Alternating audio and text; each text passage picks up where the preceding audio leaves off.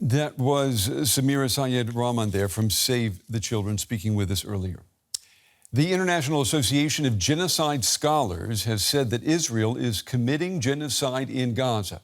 The group, which consists of around 500 academics, including a number of Holocaust experts, says that Israel's policies and actions meet the legal criteria for the classification. It also believes crimes against humanity and war crimes have been committed.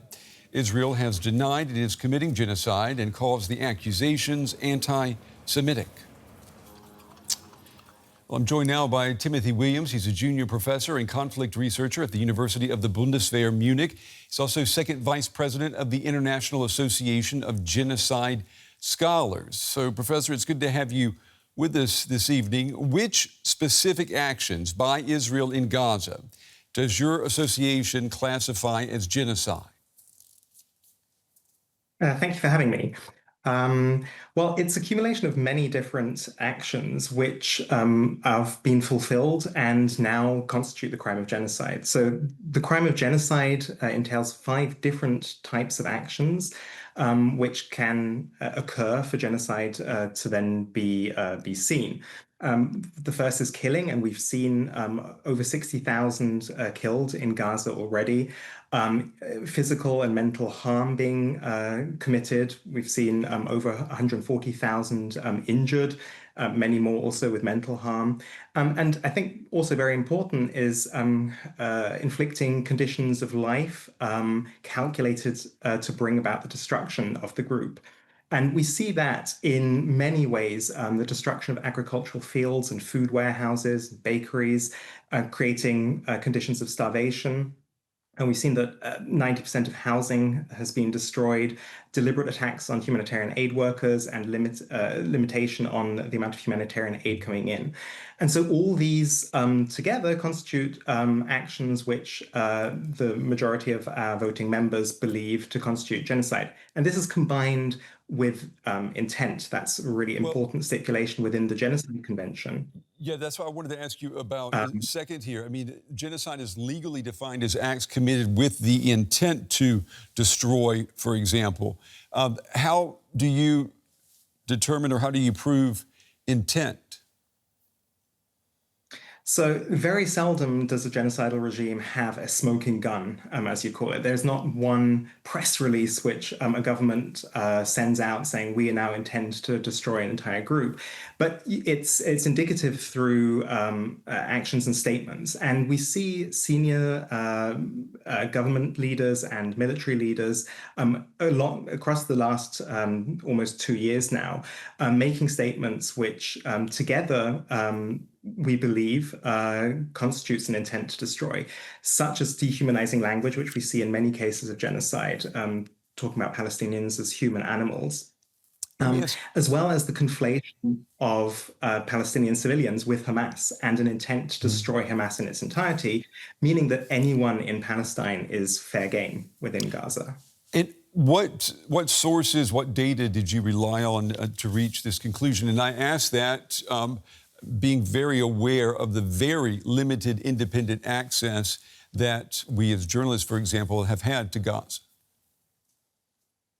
Yeah, so the resolution draws on a plethora of public data that is available, including UN reports, humanitarian organizations, but as well as Israeli ministry numbers and Hamas-led ministry numbers as well, which collated, there have been several academic studies trying to estimate, for instance, the number of deaths.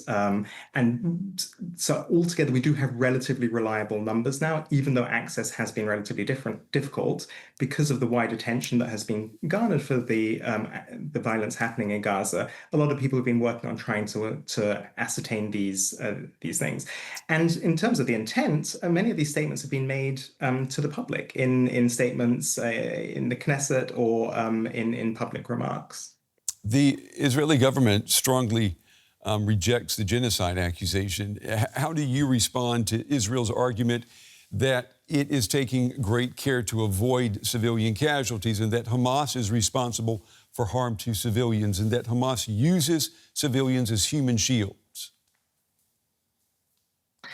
Yeah, I mean, that's not part of the resolution, so I can't speak to it from the perspective of the members. But from my perspective, I would say that, of course, the government has the right to defend self-defense, but any military action has to be proportionate. And what we're seeing here goes well beyond what is necessary in military terms. And it's never legal to commit crimes against humanity, war crimes, or genocide as part of a military campaign. And so, from that perspective, while the military action of Israel is, of course, in principle justified after the horrendous attacks by Hamas, it doesn't justify all means to accomplish. Supporters of Israel, they would argue and have argued that Israel's military is so powerful that it could have caused much higher Palestinian casualties if it intended to do so.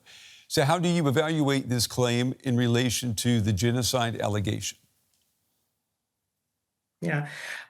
I mean, just because they choose to do a method which is not quite so blatant, I think that that doesn't necessarily mean that it's not true. But I think, in essence, part of the intent to destroy the entire group, it doesn't necessarily mean that that is the be all and end all of the Israeli rationale in military terms. So I think, as sad as it is, but this is just a subsidiary goal to their larger military aims, which means that they don't necessarily need to do it as harshly and completely bombard the country, for instance, which would obviously make it much more difficult to maintain their position in the international community. Okay. Whereas I think the methods being used now are